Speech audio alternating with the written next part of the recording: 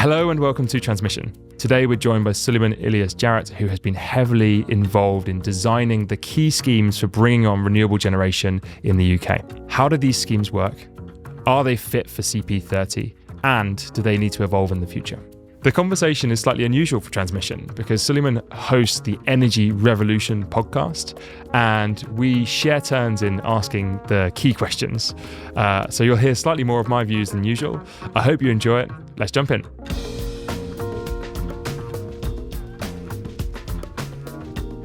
Hello, Sulaiman. Welcome to the Modo Energy Transmission and Energy Revolutions crossover podcast. Thank you for having me. It's a pleasure to be here. Interesting to be, I was going to say on this side of the table, but it's a completely different table, but effectively the one that's being interviewed as much as I'm interviewing the other. I'm really looking forward to this, and I think you've got a wealth of experience in the space. Just first of all, would you like to introduce yourself and what your role is within energy markets? Yes, very happy to. So I'm Sulaiman Ilyas-Jarrett. What do I do now is a very good question and one people keep asking me. I'll maybe start with what I have been doing. So I've spent most of the last, I think about 6 years in government. So started at DEFRA for a very short period of time, but was always much more interested in energy systems. That's what I did my master's dissertation in. So then I joined what was then BEIS, working on a sort of head of electricity flexibility markets within BEIS, back when it was still a relatively early thing, which was quite exciting because we were a relatively small team of very committed people that were interested in energy flexibility, how the different parts of the system fit together. And then for the last 3 years, I've been in the Contracts for Difference team, first as kind of sort of head of thinking about future strategy, and then head of sort of general policy and strategy for, I say that the CFD, really it was renewable electricity delivery. So occasionally that included things like GB Energy, particularly in its early days. We did some work looking at PPAs. We did some other work during the 2022 energy crisis. But the kind of the bulwark, the main thing that we focused on was the Contracts for Difference scheme. So working on sort of, policy and strategy for the UK's flagship scheme for renewables. Well, let's go there. If you're listening to this and you don't know what a CFD is, what have CFDs done for us? So maybe I'll start with what a CFD is for those that aren't aware. It's quite a clever concept, which I can take no credit for coming up with. But basically the idea is if you are a large renewable generator, you are having to spend quite a lot of money up front to build the project with a lot of uncertainty as to what your revenue will be in the future. That's different in some ways from the cost structure of, say, a gas turbine, where you are having to spend money up front, but a lot of the cost is operating costs. So you only spend money if you know that the market price is high enough, and you spend that money on fuel. You buy some gas, you burn the gas, you get a profit from it. Renewables, effectively, you're paying most of that cost up front, but then the revenue that you then generate is further down the line. And so the idea with the CFD is, okay, what we think is that this is a large-scale, long-term project, and so you need a little bit of stability as to what your price will be in the future.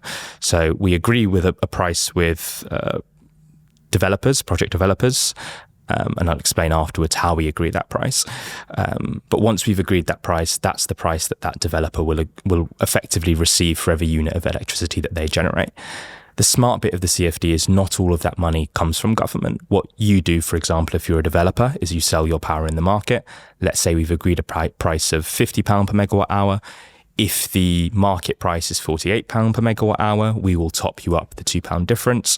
And similarly, the other way around, if the market price is £52 per megawatt hour, you will pay us £2 per megawatt hour. And, the government pays out more than it gets paid, so there is still a subsidy element to it. But I think it's a really effective way of leveraging, effectively, UK spend, it's actually consumer spend, in order to get a high level of private sector investment. It provides some of that certainty for generators so that they can then go to a bank and say, look, I've got this 15-year contract where I'm guaranteed a certain price. Can you lend me some money at a decent rate of return or a decent interest rate? And the bank is usually willing to do that. So that's what the CFD is. The way that we come up with the price is through an auction to make sure that we're getting basically a competitive process to get the best price for consumers. But really what the CFD has allowed us to do is to rapidly scale renewables in the UK.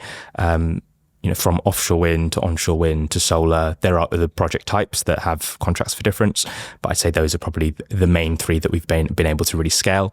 And I think we've been able to get them at a lower interest rate than we would otherwise. And so that therefore brings down the cost of those technologies over time. And then the other thing that CFDs have given us is a sort of natural hedge against periods of high gas prices. We saw this to an extent during the 2022 energy crisis. And again, people wouldn't have felt it as much because most of the renewables on the system were pre-CFD, so they were on a different support scheme. And so, when the gas price increased, their prices also increased. But for those that were on a CFD, what we saw is hundreds of millions of pounds paid back into the scheme because we've got that natural hedge where if wholesale prices go really high, developers have to pay back into the scheme. Yeah, and I think those are two. There are some really interesting parts in there. I think two that I'd like to pull out. So, one, just on this kind of the reason why people are interested in interest rates. It sounds like a bit of a dry topic, right? But when you buy a wind farm or a battery, it's capex heavy. So you put all the money in up front, and that means you generally borrow money to build the thing. So the materials might cost you £100, but because you have to borrow money effectively to go into the scheme, there's a financing cost that comes with it. And if your cost of borrowing is 12%, then maybe the actual cost of it is £100 for the stuff and then £30 for the financing. So £130 in total. If a government can step in and give security, maybe the cost of borrowing is 7%. And so the actual cost in day one is, £115. And so it really, really does matter to give security to people building these things, particularly for the capex heavy stuff, that you can actually get that confidence in what it looks like. And so, just to put some numbers on sort of how that structure works. I think the other thing that I really liked is around just this piece around what the consumer actually pays. Often we see, you go and you see on a news channel, you see, wholesale prices are here or wholesale prices are here. There's a big conversation about where wholesale prices are. Actually, for CFDs, unless that wholesale price is negative and, foreshadowing where we're going to go with the conversation, but unless that wholesale price is negative, actually, the price that consumers end up paying is defined within the CFD. The wholesale price, whether it's £10 or £1,000, actually is irrelevant to what the price is that the consumer pays.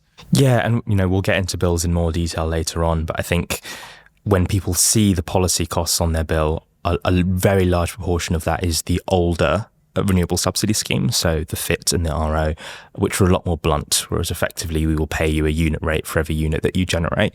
Again, there's a case that particularly in the early days of the industry, something that was blunter was effective at getting the industry off the ground effectively, but it does mean that it's more costly for consumers. And as you say, there is this interesting interplay between the CFD cost aspect of the bills and the wholesale cost, because also even when we do see sort of an increase in policy costs because, bills do fund the CFD, the bit that you don't always see is that the wholesale part of the bill usually reduces as well because renewables are cheaper to run and therefore the overall wholesale price of the UK generally comes down a little bit as well. So yeah, the impact of CFD on the bills, it's not as is often assumed in the media, we're building all these renewables, therefore we're just layering loads of costs on bills. Again, I don't want to get away from the fact that particularly if you don't get the right price, it can mean higher costs for consumers. But if you get a good price and crucially, because there is that kind of interplay between, yes, there's a higher upfront cost, but then a lower running cost for the technology, you can see that wholesale price amount decrease as well. And so the impact on bills can be sort of neutral or negative, depending on what, and we can get into this later, depending on what your counterfactual is. Okay. And just FIT and RO, so feed-in tariff and renewables obligation are the schemes. One thing I've seen recently is conversations from people saying that the what we're using in terms of CFD today is very market-driven. It's very much kind of really sharp commercial pricing. Some of the early FIT and RO work was perhaps more innovation-style funding. And we still have bills today picking up costs from FIT and RO. So one of the things that I've seen suggested is perhaps we could kind of take the FIT and RO elements of the bill, which are very much around innovation funding, move that into general taxation, but still have CFD feeding into electricity prices. And that does all kinds of things in terms of lowering the electricity bills to enable people to go faster and bring in more EVs, more heat pumps, that kind of thing. Is that something you've seen at all? Yeah, it's something that's definitely been suggested, something we've looked at. I say we, I'm no longer in government. That when I was in government, I looked at various times and other teams looked at as well in the department. I think there is a broader question here. And again, I'm taking my pre-government hat off and now thinking of someone that is just generally interested in the energy system about what it is that we decide to put on bills and what it is that goes on taxation. And historically, the mantra has always been anything that is related to electricity should go onto bills. And there's a rationale for that. Part of it is the kind of Treasury's approach to levying costs for services, which is that, the person that is closest to using that service should be the one that pays. So, for example, if you need to tax people for roads, then as far as is possible, then you should be taxing cars or something where it's people that are actually using the roads are having to pay the additional costs. I think some of that way of thinking is slightly outdated, particularly because some of the things that we are now looking to do through our energy policies are not just about effectively procuring electricity. They're about social objectives, they're about industrial growth, they're about the competitiveness of kind of UK industry by having slightly lower potentially electricity prices. We've got very high electricity prices compared to much of the world. That's not really to do with renewables, that's to do with our exposure to gas and a few other things that we'll get into later. But I think there is this broader question of, some of the things that we've previously assumed we should put on bills, is that actually the right assumption? I think legacy, FIT and RO costs are a good example. My view is that probably a lot of those, it doesn't make sense for them to be on bills anymore. Effectively, they are costs which do not meaningfully change the behaviour of consumers that are bearing them. And, a lot of the value of that initial burst of, as you say, more expensive, almost innovation funding was for the development of the industry, the development of the sector, so that later on we could get, a more developed renewable sector that can give us better prices. Should that continue to be borne by consumers? My personal opinion is probably not. But again, there is a strong case for keeping them on. Part of it, again, is, I don't think Treasury are particularly keen to take things off bills and put them on taxation, particularly at the moment when we're already really struggling with, potentially running a deficit higher than Rachel Reeves is wanting to run. And so it's not a particularly popular argument necessarily. And so I don't think it's necessarily something that will happen soon, but I think it's something that we need to look at. I think this is also the case when we really look at hydrogen and CCUS. That's where we really start to see these significant costs, which we're thinking about putting onto bills in various ways. And we saw this to an extent with, I think, the first hydrogen round, where effectively government looked at the price and was like, we can't put this on bills. This is too high, at least for this first year. Let's put it on Treasury, at least for the first round, and then maybe it'll move on to bills later on. But my view is some of those things it's not that they're not worthwhile investments, but they're effectively industrial policy. And should consumers be paying for industrial policy? I'm not sure. Bills are regressive. Taxation you can do in a much more progressive way.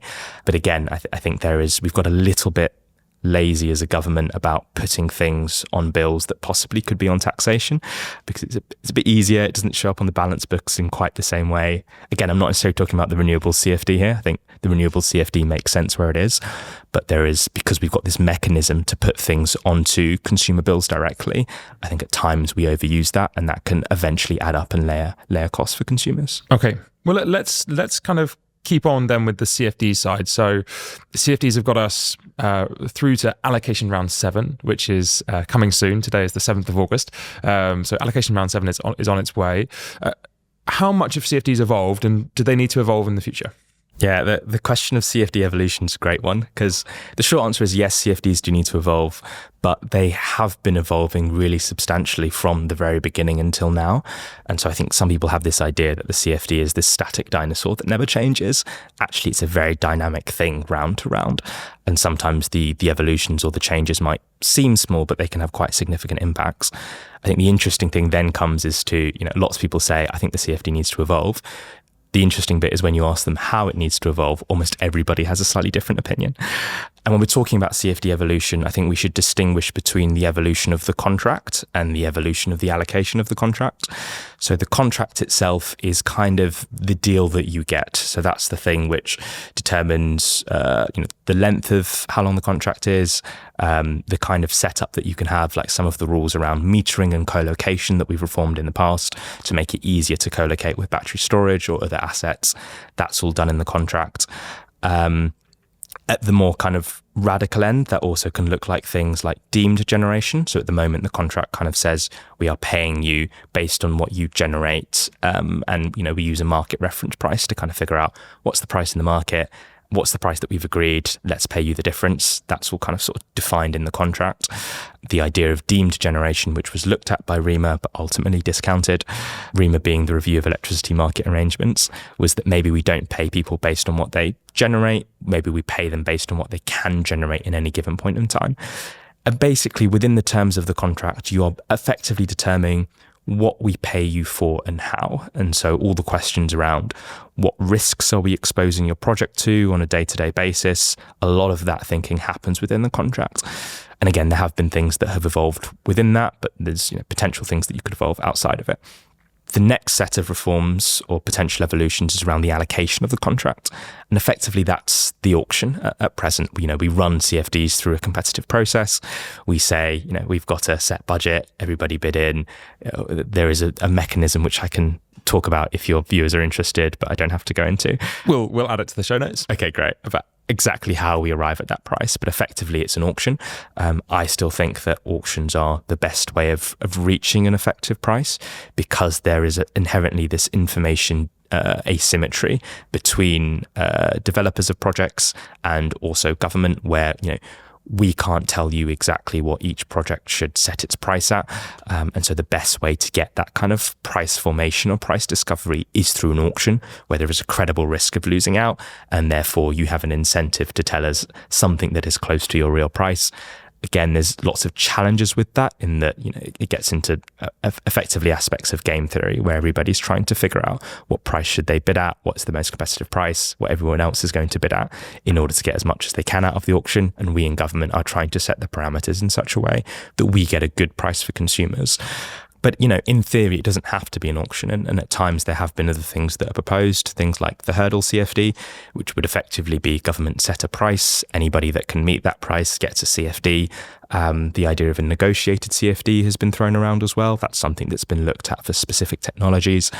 Again, my view has been that neither of those offer a better solution than auctions at the moment, partly because of effectively this asymmetry of information, that if we set the price, we're probably going to set it slightly wrong. Similarly, if we negotiate a CFD with a project, it's very labour intensive, it's very time consuming. And again, there's only so much information that we can extract from developers without being able to test it against something for which there is a credible risk of losing out. So in the design, I think maybe the critical question it all builds to is there enough robustness within the design for CFDs to get us to that kind of clean power 2030, that transition system? Are they fit for purpose enough to do that? Because obviously every design has pros and cons, right? And as like the REMA conversation over many years, we can kind of talk about deemed versus CFDs as they are today. But do you think that we have enough robustness within the design to get us to where we want to be in terms of clean power 2030? Yes, I think we do. I think it will be tight, and allocation round 7 is a challenging one, in that we talk about CFD evolution. Actually, there's quite some significant evolutions in allocation round 7, like the longer contracts, but also more in the allocation space as well, where there is the Secretary of State has this new ability to kind of see bids before deciding exactly where to set the budget. And also that projects which aren't as far along in their planning process are able to bid into the CFD. Those are quite significant changes. They sound quite small and technical, but basically what the sort of government is running up against is the fact that we want to buy a lot of stuff in order to meet Clean Power 2030, but also for the CFD to work and to still be good value for consumers, you still need that competitive tension. And so through allocation round 7, and I think the same will be true of allocation round 8, is kind of what can we do with the existing framework that we've got to increase the amount that we could theoretically buy if the price is right, but maintaining that, actually, if developers basically try to take government as sort of a captive buyer where they need to buy every project, then they will price projects maybe higher than consumers should be paying for them. And so I do think that everything exists within the CFD that can get us to 2030. But yeah, my former colleagues will be working really hard to make sure that for every auction it's designed exactly right to get that balance. There's a question as to post 2030 as well, and the sort of long term, do you need something that looks radically different? But I think particularly for the medium term, the CFD it's the tool that we've got, and I think it's got everything that it needs within it to deliver on 2030. Mm-hmm. For people thinking about AR7, and hopefully we get this podcast out before AR7 is completed, but a lot of them will be thinking about negative pricing. Because the CFDs, in terms of one of the evolutions we've seen, is that it used to be the case that you would be paid your contract for difference in the case where the prices went negative, and you'd still be topped up to the strike price that you agreed. In the later rounds and more recent rounds of CFDs, that's not always been the case. So how have you been kind of evolving CFDs to think about negative pricing? Yeah, so I'll answer this, but then I want to flip the script and get the Modo view of negative prices. So the negative pricing rule has changed. So now I think from allocation round 4, if you have periods of negative pricing, then effectively you are not paid for your units of generation. It used to be that, I think it was before that, it was if there was more than 6 hours, you would then not get paid. Whereas now it's kind of effectively immediately, if prices go negative, you are not paid for every unit that you generate. And this came about through part of actually, this is something that I started thinking about with the then CFD team before I was in the CFD team, when I was in the Smart Systems and Flexibility team, and thinking about the way that the CFD can distort market behavior slightly, because you're creating this incentive for people to generate at all times, even when the system doesn't need it, because they need to generate in order to get paid. It doesn't matter if the system is effectively, got all the electricity that it needs, they will still try to generate. And then NESO now basically would have to pay them to turn down through the balancing mechanism. And we just didn't think that was necessary, an efficient allocation of risks and costs in the energy system. So the decision was made to basically say, okay, if prices are negative, we are not going to pay you to generate electricity. And again, it's kind of this in principle, what risks do we think that developers can and should manage? We think that it doesn't make sense for them to be providing energy to the system when the system doesn't need it. And so by not having that guarantee, it creates this incentive for them to try to avoid those periods of negative pricing as much as possible. And that can be done in a few ways. It can be done through, for example, trying to have on-site flexibility like storage, which means that you can effectively shift when you're exporting to the grid. It can also be that you try to build a project somewhere which is slightly less correlated with the rest of the fleet. And again, obviously, there are limitations in the ways that projects can do that. But we just kind of felt, in principle, what we wanted was the price that people were getting paid was as best possible to reflect what the system needed at any given point of time. Mm-hmm. Okay. Interesting. We obviously spend a lot of time looking at the sort of that growth of negative prices. It's really interesting that you sort of talk about the thing that system needs. When I think about negative prices, I don't necessarily think about sort of the way that CFDs work for those elements. I think of negative prices could use a kind of rebrand, and the rebrand is that they are a call for flexibility. Mm-hmm. And so I think seeing negative prices in the system is quite a good signal that we need a bit more flexibility coming through. And obviously storage is one element of that, but this could be any kind of flexibility. So it could be consumer-led flex. It could be running energy into industrial processes that are electrifying. But essentially, it's a call for kind of both demand and flexibility. And so I think from a sort of economics point of view, I think people get very upset about negative prices, but actually I think we should probably lean into them a bit more. Yeah, and I think I should say that I don't think negative prices are a bad thing. I think that they can be a very real signal of what the system needs. I think the problem comes when government policy is artificially creating periods of negative pricing when they don't necessarily need to be there, because effectively the consumer is paying for a generator to generate at a time when it's not needed, and then NESO is paying to then turn that down. So yes, there is a negative pricing signal, which is great for batteries, but effectively it's consumers paying for it through the back door, where we're creating a signal through government money basically saying, yes, generate now. And that creates this negative pricing at a particular point in time. I think if you see negative prices come up just because there is a surplus of electricity on the system, that's fantastic. I think it's more the question of, are we as government I say artificially, the whole electricity market is very heavily designed. It's not a free market in the way that most people think of it, in that we've got the capacity market, we've got balancing markets, which are, designed by NESO, you've got local flexibility markets, you've got the CFD. So that this idea that there is a real ethereal market which exists kind of separate from government intervention just does not exist. But still, it's this question is, are we creating incentives where they shouldn't actually be there? And crucially, are consumers bearing an additional cost because of that? Okay. But I'm curious just on negative pricing, because I know that Modo basically your predictions as to the number of periods of negative pricing that we have in the future is slightly higher than some of the models that I've seen. And so I'm just curious what, from the Modo view, is behind those assumptions. Why is it that you think that negative prices are going to become sort of more and more frequent? Yeah, it's a really interesting one, and one that we talk about internally quite a lot. I think if you go back 10 years, then you look at kind of negative price forecasts then, and people said effectively they wouldn't happen, which is always interesting in sort of the world of energy forecasting, right? To take a look back. And I think that we are data-driven very much in our forecasting. And so when we look at markets across Europe or globally, we see negative prices coming in Germany, France, Spain recently in the last year. We obviously see them in GB and Italy. It's really interesting that these markets have now started to ramp in terms of the number of negative price hours that have come through, but also the depth of them as well. So if you look at, say, Spain, sort of they're not very deep. So there are a few that have come through in the last last year, which is something like 300 or 400 instances, but they're not very deep, so they're not sort of minus 100 or minus 200. Whereas if you look at Germany, you can see much deeper negative pricing coming through. And they're a really interesting phenomenon, because if you just think everyone behaves sort of perfectly rationally in an economic world, they shouldn't happen too often. The trouble is that markets don't always work the way you think they might, and so you have some really interesting behavior that comes through. So a classic example of negative prices would be a nuclear plant doesn't want to shut down, and so instead of shutting down for a half hour, it just runs through at a negative price. That would be a more old-fashioned example of negative prices, but one that can definitely drive them to occur. You've also got solar or wind overgeneration. That's probably a more recent example. Can be driven by subsidy schemes. So we mentioned CFD, RO, FIT. The older subsidy schemes are more likely to drive it. You've then got things like domestic behaviour, and domestic behaviour doesn't react to a market signal, because your your price that you pay as a consumer is whatever, 24 pence per kilowatt hour. That corresponds to £250 per megawatt hour.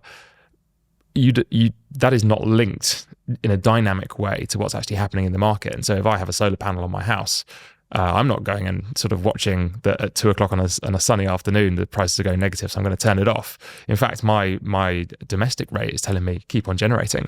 And so you have all of these kind of elements of sort of inefficient market design that create these dynamics to come through. And until we kind of get those dynamics right, there'll still be this misalignment. And so in answer to the negative price question, the main thing is it's data-led. And so we are seeing that coming through in markets, and we're getting quite close to, with our forecasting, we're getting quite close to what is actually coming through in markets. So we're very happy with that. But the sort of underlying to that is this kind of lack of sort of pass-through of what's actually happening in the wholesale market to what, say, an end generator or an end consumer is seeing. Very interesting. And I'm curious, to what extent do you see these negative pricing periods as being part of a transition period or transition phase, and to what extent you see them being a long-term feature of the market? And part of the reason I say that is I know for a lot of models that kind of assume that there will be fewer negative pricing in the future, it's because they assume on the demand side you're going to have loads of hydrogen electrolyzers or flexible heat pumps or EVs that are able to soak up that kind of excess in supply. So yeah, curious as to how your sort of medium-term model differs or doesn't differ from your long-term model. Okay, and there's lots of parts to this. So certainly with things like RO and FIT retiring, there will be less sort of subsidy pressure creating negative pricing. That will happen at different stages in GB as well as across continent as well. Obviously, these regions are connected via interconnectors as well, so the whole piece is linked. In the long term, it really does come down to some of those key elements. So how fast do we roll out things like renewables, and how fast do we roll out things like demand and flexible demand? When I look at GB, for example, for say the last month, we June's probably a better example than July. In June, we had sort of many periods where we were getting down to zero and potentially negative prices. And that's with a solar fleet that's kind of mid-teens.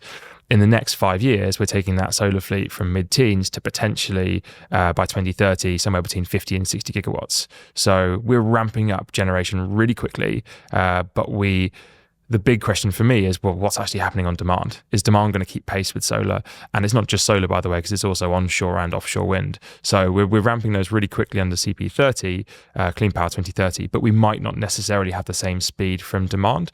And so that's another thing that can kind of drive this behavior is the balance between supply and demand can move too quickly on the generation side and not quickly enough on the demand side. So that interplay between demand and generation, for me, is a critical part for the long-term view. Certainly, the anticipation is that demand will grow quite quickly. Now, not all that demand is the same. So if you have some very flexible demand, so let's say a battery on someone's home or a battery that's in the market, then that can react to these prices and that will remove negative prices. And we see that happening in other regions. It also happens in GB. So that we're very excited about. We think we're going to get something like 40 to 50 gigs of batteries by 2050. So a big number, and definitely one that can help reduce negative prices. The hydrogen electrolyzers is a really interesting one. Sometimes sort of touted as having lots of flexibility. I think it's a really interesting question because you're going to put a lot of capex into that project and you're going to want to run it as much as possible. And if you only run it for, say, sort of 10, 15% of the year, you're probably going to be very unhappy with your returns. And so the actual amount that you're going to be running those electrolyzers is a really interesting question. How flexible will they be?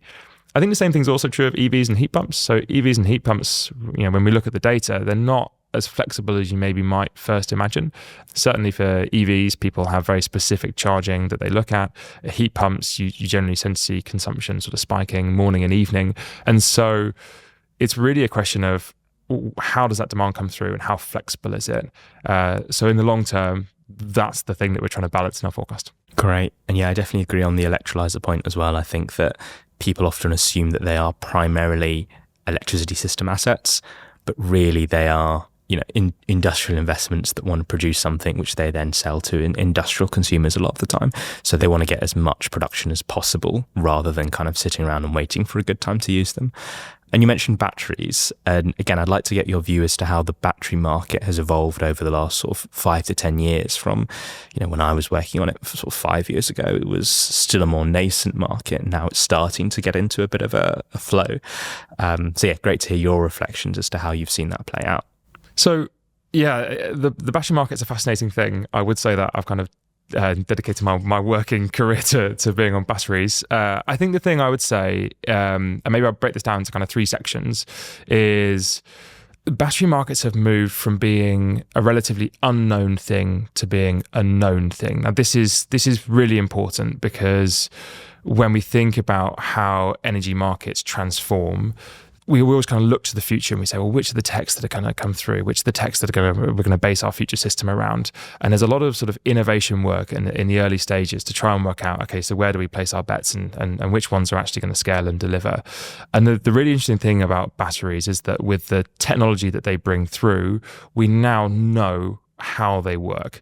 We have very, very good data on their performance from, say, early 2021 to today. Early 2021, if you look across, say, Texas, California, GB, and Australia, so 4 of the biggest battery markets, you had around 4 gigs total.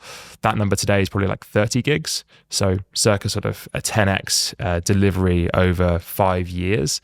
That is the behavior of a market which is scaling, but is also very known. So there's sort of the fact that it is something that financiers can back, asset owners can back, grid operators want on their systems. All of those boxes have been ticked, and now we're just moving to scale it faster. So that's probably, I would say, the first thing that's known. And I would say arguably for other techs, they're still relatively unknown. Doesn't mean the drawbridge is up, doesn't mean we'll never have those techs coming into the market, but it does mean that they haven't ticked all those boxes that batteries have. And so that's why we have a lot of confidence in terms of the battery forecast coming through. I would say another thing is how batteries operate. So when batteries first come into the market, they often do ancillary services. So they work really hard to keep frequency at the right level. And you only need a gig or 2 gigs of batteries to do that in any particular market. And so that's a really interesting thing for batteries to first do. And they're much better at doing that than, say, gas units. And so they're cheaper. And so great, they come in and do that as their first service. You can think about this in terms of phases of operation for batteries. The first phase is doing that. The second phase is going and doing energy trading. And now we look at those developed markets, so California, Texas, Australia, GB. They're all now mostly an energy trading market. So batteries have been doing the frequency response and then they move over to energy trading because the energy trading is the thing that gives them the best returns in the market today. I would say the third phase that is coming is kind of extra services. So going beyond just frequency and energy trading, we now see things like grid forming inverters going onto batteries. So that's the ability to provide additional services to the grid and not having to rely on necessarily having spinning gas units. And so I would say there's kind of a third thing coming for batteries soon, and we're starting to see the sort of green shoots of it. People like Zenobé's Black Hillock is a great example, but we also have many others in the market looking sort of the additional services that batteries can provide. I say just the last one, I promised kind of 3 parts. And the third part is sort of maturing of the market. So early days batteries, it was sort of evangelists and enthusiasts working on it, and the sizes were a couple of megs, a couple of million. And now we definitely see a maturing of it. And so we're seeing sort of toll structures or financing structures coming into battery offtake agreements. And this is where people are signing up to 5-10-year agreements with millions on the table to say, I believe this technology is going to make this amount of money over 5 or 10 years. And so that to me is an evolution of the market in terms of maturity, that the big financiers, the big funds can now step in, pick up these assets. They can see it's a kind of tech of the future. And so they're now starting to come in and drive this kind of securitization of the space. So those would be my 3. That's great. And one more follow-up question, if you don't mind, which is around the kinds of financial backers behind battery projects and how they've been able to get comfortable with wholesale market revenue being more and more of where they're getting their returns from. And I say that partly in the context of looking at it next to generation, in that there are not many generation assets which now build purely based on wholesale market kind of predictions. We've talked about renewables, but even gas turbines, usually if they're trying to build, in the UK, they'll be looking for a capacity market contract as well. And so for generation, for a long time, the wholesale market hasn't really been sending that effective investment signals. What that's meant as well is that you've tended not to get institutional investors backing projects unless they've got one of these longer term contracts. With batteries, I remember a little bit of time ago looking, and there were fewer sort of institutional investors, more kind of private equity, for example, who had a different risk appetite. Is it that that's changed and now those kind of institutional investors that, previously weren't willing to go into it are willing to go into it? If so, is it because actually the sort of upfront costs of batteries are lower because they're more modular and easier to scale? What differentiates batteries from generation in being able to get those different kinds of capital if they are indeed able to? Yeah, I think batteries are a bit of an odd one out.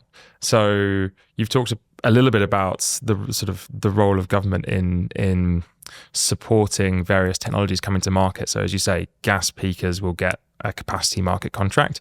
Obviously, batteries also get a capacity market contract, but gas peakers get, say, 90% of a capacity market contract, whereas batteries might get, say, 15%. So for battery owners, capacity market contract is not that important, whereas for gas peakers, it can be everything.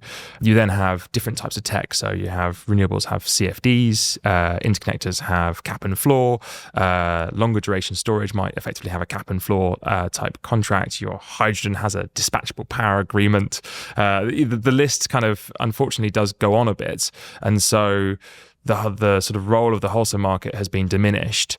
And even in that world where the wholesale market is diminished because of the low cost of batteries and the speed that they can get deployed at and the ability of the technology, even in that world, they have still, in an unsubsidized way, have been able to compete to the level that has attracted the investment that's meant that they've gone from 0 gigs to 5 to 6 gigs in GB today. And that's happening globally. So that should tell you a lot of what you need to know about batteries, that they are seriously competitive and they are working to very much bring costs down for consumers, reduce carbon, et cetera, et cetera. So that takes me on to the types of investors that are looking at this. And yes, there is this very good performance in wholesale markets, and investors do not generally like merchant. But if the economics are there, they're willing to back it to a certain degree, depending on the type of investor. So equity and debt will be different. But also, if you don't want to take any merchant risk, then you can also pass it over to people who are experts in taking merchant risk. So you have these utilities or the trading houses that have dealt with price risks since time began, effectively. And those are the groups that are very happy to take on the price risk. They understand the market. They're very willing to take risks. That is their business. And they're very, very willing to take it and say, okay, I will give you a fixed return and you can trust me based on my counterparty rating, my credit rating. And then the financiers go, well, okay, I don't actually have to understand this part over here. I can purely just say that, company A is such a mature business that I can look to lend money against that as well. So there's lots of different ways of sort of slicing this up depending on risk appetite. And it's a good point that you raise around the sort of relative fragmentation of the market, effectively, that lots of different technologies have different schemes, and the role of batteries within that is something that we thought really heavily about in government, partly because, or a few reasons. One is that you don't necessarily want batteries to have something like a CFD, because the whole idea is that they should be exposed to as much volatility as possible, because that's how the whole business case is built. And secondly, you don't want government to be overly prescriptive as to the kinds of ways that you're setting up the project. And so I think there has been this huge tension within government for a long time, which is, which route do we go down? Do we go down a route where we try as much as possible to have technologies compete against each other and sort of pare back some of the individual schemes, try actually make the wholesale market work as a way to send effective signals? Or actually, do we go down a route where we say some of these large capex projects, we know we kind of want them and therefore they're all going to have separate schemes? And we've kind of tended towards that second one to a degree. And batteries have kind of, as you say, don't want to say fallen through the cracks, because there is capacity market, etc. And also there is an element to which there's a degree of intentionality. It's where you don't want it to be overly certain. But I do think there's a risk that comes with that, which means that the overall technology mix that we end up with doesn't have enough batteries, because they are effectively playing at a slight disadvantage. And so things which are larger generation technologies are privileged against more demand side things when it all comes out the wash. I would say the battery sector is very proud to be effectively not subsidized, and to be sort of standing on its own 2 feet against a lot of sectors which are getting very direct support. I think the sector reaches a bit of a crossroads, and it's a really interesting sort of way in which it could develop. And we see different markets going down different routes. So in the GB market, I'm going to borrow from Mr. Pringle and say, once you pop, you can't stop on sort of government intervention in markets. And what I mean by that is that, as you say, the wholesale market just gets smaller and smaller, and you then end up needing to kind of do more and more things to fix it. And if that does carry on, there is a question as to where do you go? So, for example, in New York ISO, they look to create an index for batteries, and they say, this is the amount of money that a battery can make, similar to a CFD, and that comes with some benefits. So, if you have 15-year certainty, great, then it's much easier to get lower cost of capital, and all of a sudden it's easier for finance to flow into the space. That is definitely one way that markets could go. I personally would strongly dislike that as a market design. I think it doesn't encourage the right type of efficiencies within a market. I'm sort of pro markets and anti-intervention, but it is quite hard to row back on the sort of the amount of change that's happening within the space. And so I think one of the really key questions for government is over the next sort of 5-10 years is what is the role of the wholesale market? And so when we look at wholesale prices in 2040, one of the really interesting things for us is you see lots of periods of, say, £0 pricing. And that's quite odd, because consumers are still paying for, say, a contract for difference, because that's being sort of resolved outside of the wholesale market, but the power price is coming through at zero. So let's say you have country A, country B, and an interconnector that sits in the middle. You might see wholesale price at zero in one region, wholesale price at zero in another region. The interconnector doesn't really know what it's supposed to be doing, right? And so you get these kind of funky dynamics playing through, where the more you resolve off wholesale markets, the harder it becomes to make decisions around what to do operationally with these assets. And for me, if I was designing a market, I would be pushing as hard as possible to have market-driven signals, because one of the really big things is that I think there's some really good people designing markets from a central planning perspective, or choosing what goes where and kind of what tech they're going to select for various regions. But the honest answer is that they don't know what's going to happen in the future. And if you ask them, they all say the same thing. It's because in a year's time, somebody might come through and say, oh, by the way, solid state batteries, yeah, we've got it. It's going to come through, and actually that battery is not going to be X cost £100, it's going to be £25. And at that point, all of your sort of system design or subsidy schemes are all then effectively optimized for the wrong mix because the game changed on you. And so if you go in the markets road, I think you have the flexibility to then try and optimize again. Whereas if you sort of bake things into the system at an early stage, I think you set yourself up to find it hard to re-optimize when the game changes. Yeah, it's this deep tension which will always be there in sort of market design. And I think one of the challenges is wanting obviously to have an optimized energy system, but also having to move quite quickly and knowing that there are some kinds of projects that we will need substantial amounts about. And I think there's a trade-off where you could say, okay, we're going to let everything be driven by the market. We're going to slap on a big carbon price potentially, which again is politically no one's been able to do a carbon price which is high enough in order to send the investment signals that we might need.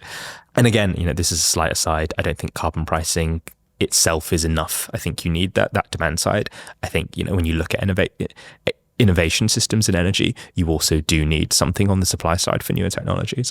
But yeah, you could take this approach where we're going to be very market led, and you probably do get a better balance between different generation technologies and flexibility demand side technologies. But you also get a lot of people just kind of waiting and holding on because there is so much uncertainty about the future. And as government, there's this trade-off that has to be made where it's like, yes, we want the perfect system, but we can't let the perfect be the enemy of the good. And, we have carbon budgets that we need to make. Climate change is really urgent. We know that we're going to need a certain amount of generation. Let's get some stuff built. But I definitely recognise that in that you end up with probably a less efficient overall mix. Yes, that there isn't a perfect answer in the end, but I think it's this delicate balance where you do need market signals. But at the same time, if government takes too much of a step back, I just don't think that we get anywhere near where we need to be for our climate objectives. You've won me over. So I'm definitely pro markets. I also recognise that in the spirit of kind of low cost of capital and decisions being made and dealing with the actual problem we have, which is with climate change, that we need to make decisions and we need to move fast. And that I'd be definitely willing to accept inefficiency in the system in order to be able to move fast to get stuff done. So definitely not sitting here trying to be a perfectionist, recognise that we need to get stuff done. Yeah, and again, it's not one of the other extremes. Like in practice, it will always be a balance and a mix of the two. Like there will be, and again, we often talk about market versus non-market. I often like to conceptualize it as where is government best able to make decisions and risks versus where are markets best able to make decisions and manage risks. Mm-hmm. Government should have no business, making small scale changes to how individual assets are operating based on their charge levels, how they're kind of managing their individual asset, what the local grid is doing, etc. Obviously, government has an indirect effect on that by the way that it's setting the market design, and we shouldn't pretend that it doesn't. But there are some things which everyone would agree, okay, government should not be doing this, market should be doing this. There are also some things I think most people agree government definitely should be doing, like maintaining security of supply, for example. There are some places, Texas is probably the example of the most Wild West electricity market that we've got. And in some ways it works really effectively, but then when stuff goes wrong, it goes spectacularly wrong. Mm-hmm. And I don't think that the UK citizenship or the citizens of the UK and consumers in the UK would be willing to accept that kind of spectacular failure, even if it's a once in a generation type event. We saw this even during the 2022 energy crisis. Actually, what you see is the government has to end up stepping in because people, they are, if a large company goes bust, effectively government is the last person to bail out consumers. And so, yeah, on that side, you've got most people say, okay, we think government does broadly need to make sure that we've got security of supply. Everything in between is up for grabs. And it might be there are some things such as, a few large technologies that we think, okay, actually this needs more significant government intervention because of the scale, the length of the operation of this asset. And there are some things where we think actually this is better if government is less involved, and it can be a bit more bottom-up market driven, because either the capex isn't as high or they need to be exposed to more operational signals. I'm quite excited to be outside of government and to be able to think really long term about so much of the air in the review of electricity market arrangements has been sucked up by the locational market question, but there are these all other fundamental questions in the mid-2030s, 2040s. What does it look like when the majority of generation has really, really low or zero operational costs, but high, upfront costs? And you've got lots of new demand and flexible loads that are happening. What is the role of the market in this world? And, when I'm designing CFDs round to round, I've not got the time to think about that.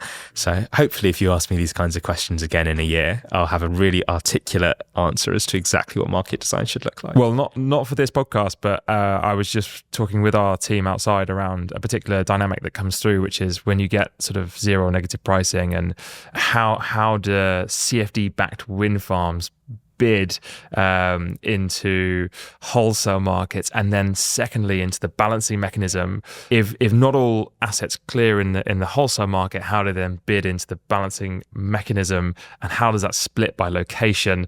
One that is not for this podcast. Yeah, absolutely. You see some funky stuff. Yeah, you start to see some very funky stuff coming through, and the reason why I say all of that is because I really want people to get a sense of just there are lots of markets. So the energy market is just not sort of someone sells something, someone buys something.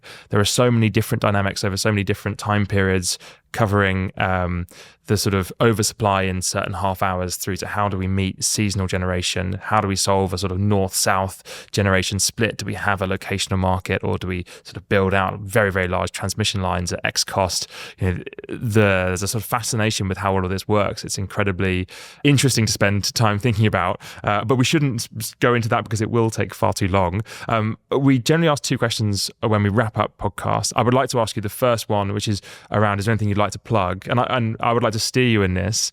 So you've just launched the Energy Revolution podcast. Why did you do that? What's it all about?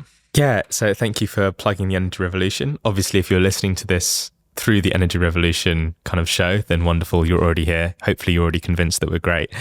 I launched the Energy Revolution because I think that the energy transition is not happening in a vacuum. The energy is something which is deeply political.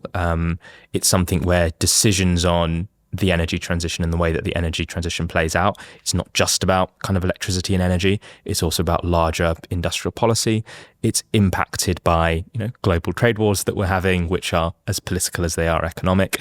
It's impacted by the higher interest rates that we have in the UK versus other places, and that sounds really boring, but then it relates to things like Brexit as an example of one of the reasons that we've had more persistent inflation in the UK.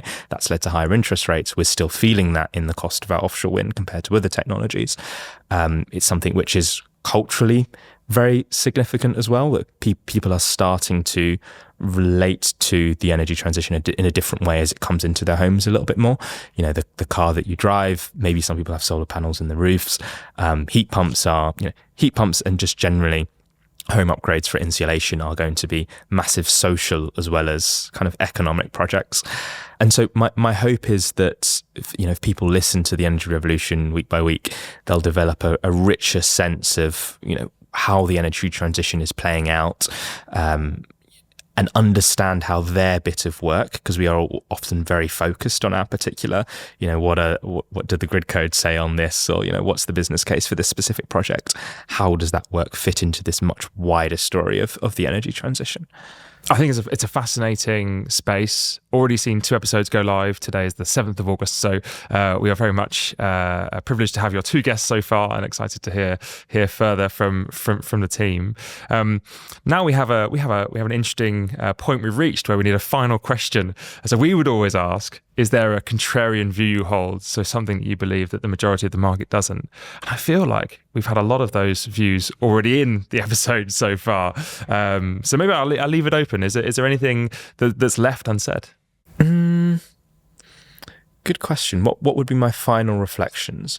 I think one is that people often assume that the electricity market exists as a market like everything else. But I think that that's not the right assumption. I think that energy and electricity are so fundamental to a functioning society, what is seen as an effective state, that there is always going to be a level of political economy that links into energy as much as it does, the kind of so-called market fundamentals.